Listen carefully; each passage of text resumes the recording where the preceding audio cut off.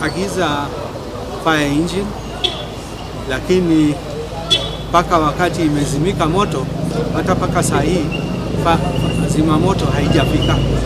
So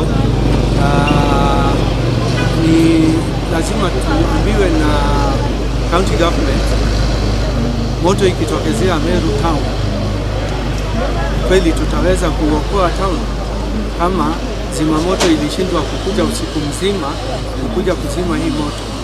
Those are hard questions we need answered. Sio hati hawakuambiwa. Mwingine anasema ni mafuta haikuwa naye, mwingine anasema ni engine imenock.